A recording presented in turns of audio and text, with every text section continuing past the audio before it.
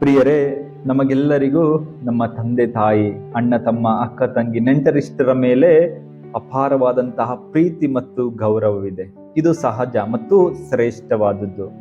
ಆದರೆ ಇಂದಿನ ಶುಭ ಸಂದೇಶದಲ್ಲಿ ಪ್ರಭು ಯೇಸು ಕ್ರಿಸ್ತರು ನಮ್ಮನ್ನು ಇದಕ್ಕಿಂತಲೂ ಆಳವಾದ ಪ್ರೀತಿಯತ್ತ ಕರೆಯುತ್ತಿದ್ದಾರೆ.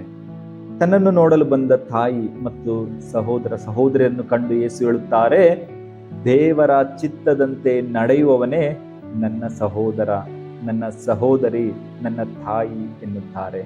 ಪ್ರಿಯರೇ, ಭಾರತ ದೇಶದಲ್ಲಿರುವಂತಹ ಆ ಒಂದು ಮಹಾ ಉಪನಿಷತ್ತಲ್ಲಿ ನಾವು ನೋಡುತ್ತೇವೆ, ವಾಸುದೈವ ಕುಟುಂಬಕಂ. ಈ ಒಂದು ಅದ್ಭುತ ಮಾತಿದೆ. ಇದರ ಅರ್ಥ, ಈ ಇಡೀ ಜಗತ್ತೇ ಒಂದು ಕುಟುಂಬ, ಎಲ್ಲರೂ ನಮ್ಮ ಸಹೋದರ ಸಹೋದರಿಯರು. ರಕ್ತ ಸಂಬಂಧಕ್ಕಿಂತಲೂ ಹೆಚ್ಚಾಗಿ ಧರ್ಮ ಮತ್ತು ಸತ್ಯದ ಹಾದಿಯಲ್ಲಿ ನಡೆಯುವವರು ನಮ್ಮವರಾಗುತ್ತಾರೆ. ಸಂತ ಫ್ರಾನ್ಸಿಸ್ ಅಸಿಸಿಯವರು ಕೇವಲ ಮನುಷ್ಯರನ್ನಷ್ಟೇ ಅಲ್ಲ, ಇಡೀ ಪ್ರಕೃತಿಯನ್ನು ಸಹೋದರ ಮತ್ತು ಸಹೋದರಿ ಎಂದು ಕರೆದರು. ಸೂರ್ಯನನ್ನು ಸಹೋದರ, ಚಂದ್ರನನ್ನು ಸಹೋದರಿ ಎಂದು ಕರೆಯುತ್ತಾ ಇಡೀ ಪ್ರಕೃತಿಯನ್ನೇ ತನ್ನ ಸಹೋದರ ಸಹೋದರನಾಗಿ ನೋಡುತ್ತಾ ಈ ಪ್ರೇಮವನ್ನು ಜಗತ್ತಿಗೆ ತೋರಿಸಿಕೊಟ್ಟರು.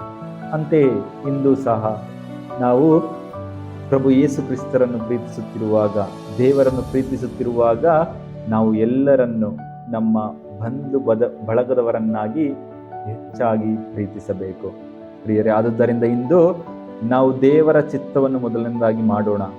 ತದನಂತರ ದೇವರ ಹಾದಿಯಲ್ಲಿ ನಡೆಯುವ ಪ್ರತಿಯೊಬ್ಬರನ್ನು ನಮ್ಮವರೆಂದು ಸ್ವೀಕರಿಸೋಣ.